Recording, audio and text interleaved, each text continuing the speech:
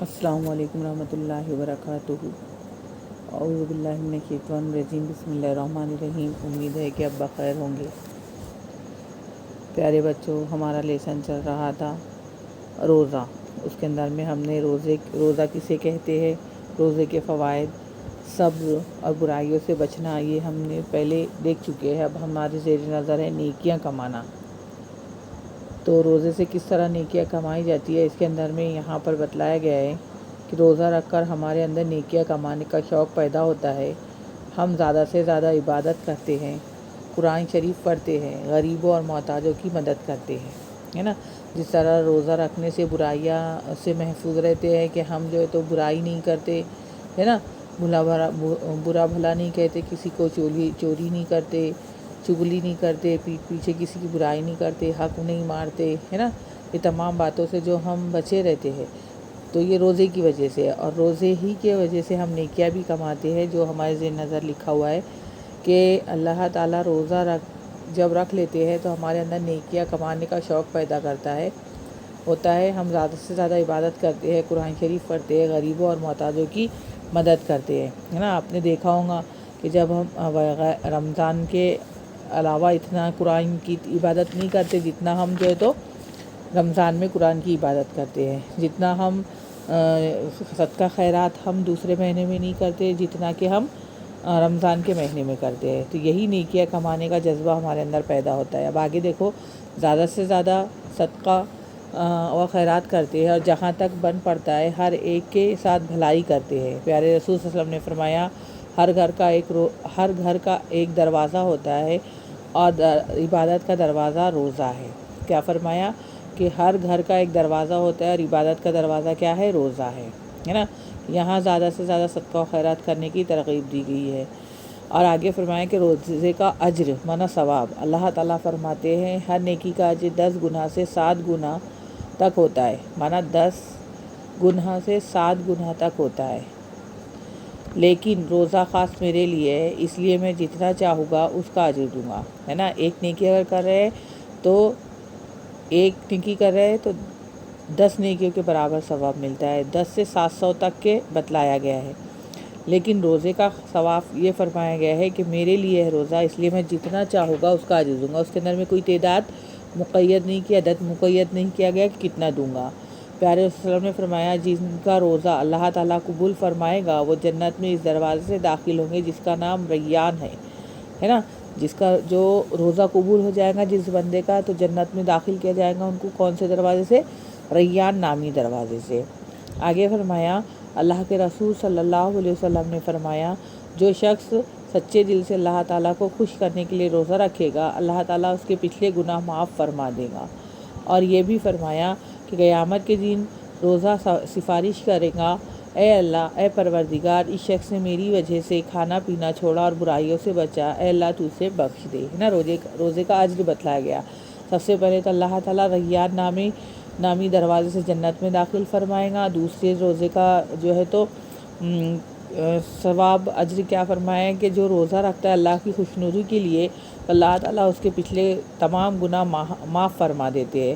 اور تیسری بات کیا فرمائی تیسری حدیث میں، کہ قیامت کے دن روزہ سفارش کرے گا کہ اللہ، اس نے میرے لیے کھانا پینا چھوڑا تھا تو اس کو بخش دے، ہے نا۔ یہ اجر ہے۔ نیچے روزے کی نیت، روزے کے لیے نیت کرنا بھی ضروری ہے۔ اگر کوئی شخص بغیر نیت کے بھوکا پیاسا رہا تو اس کا روزہ نہ ہوگا۔ زبان سے نیت کرنا ضروری نہیں، دل سے نیت کرنا کافی ہے۔ نیت کرنا ضروری ہے کہ میں روزہ رکھ رہا ہوں، زبان سے کہہ لینا ضروری نہیں ہے، زبان سے ہی کہنا ضروری ہے، دل سے نیت کر لے رہا ہے وہ بھی کافی ہو جائیں گی۔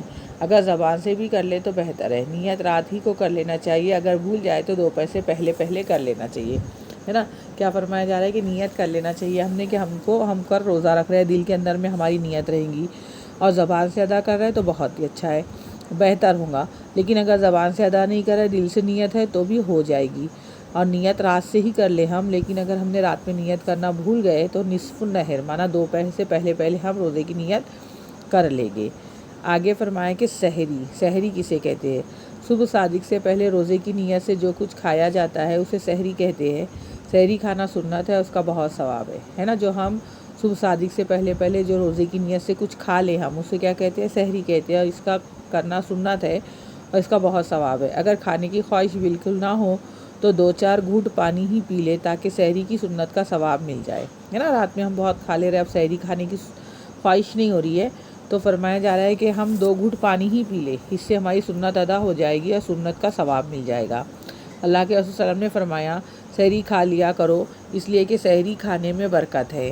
سحری دیر کے لیے کھانا چاہیے، ہے نا، سحری دیر کر کے کھانا چاہیے، ہے نا، ایک دم جلدی نہیں، رات میں کھا کے نہیں سونا چاہیے، تھوڑے دیر کرنا چاہیے۔ یہ نہیں کہ آدھی رات سے کھا پی کے بیٹھے رہے، بس صبح صادق سے ذرا پہلے فارغ ہو جائے، ہے نا۔ سحری کو جو ہے تو ہم دیر سے کھائے، لیکن جو ہے تو اتنی بھی دیر نہ کرے کہ ہمارا وقت چلا جائے۔ صبح صادق سے ذرا پہلے ہم اس کو کھا لیں۔ اگر کوئی سوتا رہ جائے اور سحری نہ کھا سکے تب بھی روزہ ضرور رکھے۔ سحری نہ کھانے کی وجہ سے رمضان کا روزہ نہ رکھنا بہت بڑا گناہ ہے۔ سحری تو ہم کو رات میں کھانا ہے، رات میں منع آخری میں لیٹ کھانا ہے، اور جو ہے تو صبح صادق سے پہلے پہلے کھا لینا ہے۔ لیکن آگے کیا فرمایا جا رہا ہے کہ اگر کوئی مرد یا انسان جو ہے تو سوتا رہ گیا، سحری کھانے کے لیے نہیں اٹھ سکا، وہ اس کی آنکھ نہیں کھلی، مجبوری تھی، وہ اٹھ نہیں سکا، تو وہ سحری، اور اس نے سحری نہیں کھائی، اب صبح میں اس کے لیے روزہ رکھنا ضروری ہوگا، کیونکہ رمضان میں جو ہے تو بغیر سحری کے روزہ رکھنا ہے۔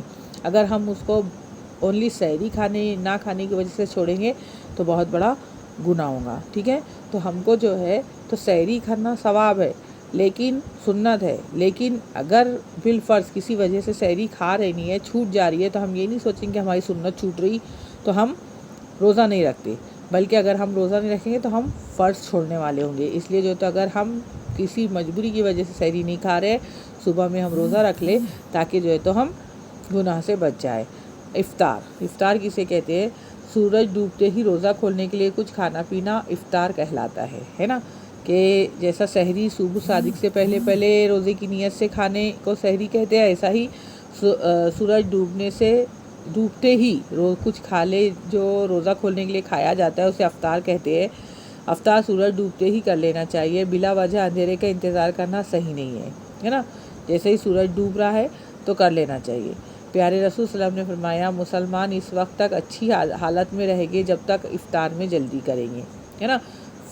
ہم جیسے ہی سورج ڈوب رہا ہے تو اس کو جو ہے تو افطار کر لینا چاہیے، اندھیرے کا انتظار نہیں کرنا ہے، کیونکہ اللہ کے رسول نے فرمایا کہ مسلمان اس وقت تک اچھی حالت میں رہیں گے جب تک کہ افطار میں جلدی کریں گے۔ اب افطار کی دعا بھی ہمارے ذہن نظر بتلائی گئی ہے، جو دعا ہے اللہم لکا صمت و علی رزقی کا افطرت، ہے نا، اللہم لکا صمت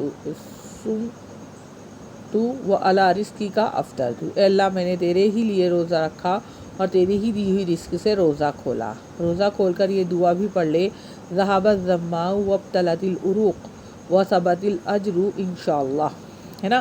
کیا فرمایا کہ پیاس بجھ گئی، پیاس چلی گئی، بجھ گئی، رگیں تر ہو گئی، اور اجر مل کر رہے گا اگر انشاءاللہ اگر اللہ نے چاہا تو، ہے نا۔ یہ ہم روزہ کھولنے کے بعد پانی پینے کے بعد دعا پڑھیں گے، اور پہلے یہ دعا پڑھیں گے۔ اب رمضان آ رہے ہیں، ہم کو یہ دونوں دعاؤں کو یاد کرنا ہے، انشاءاللہ ہم اس کے اوپر میں عمل کریں گے تو ہم کو کما حق ہو ثواب ملے گا۔ آگے کا لیسن انشاءاللہ دیکھیں گے، آپ دعاؤں میں یاد رکھنا ہے، اور اس کے ساتھ ساتھ جو ہے تو یہ دعائیں بھی یاد کرنا ہے، اور قرآن شریف کی تلاوت کا اہتمام کرنا ہے تاکہ رمضانوں میں ہم کو قرآن پڑھنا آسان ہو جائے، ٹھیک ہے۔ اللہ حافظ، خدا حافظ، فی امان اللہ۔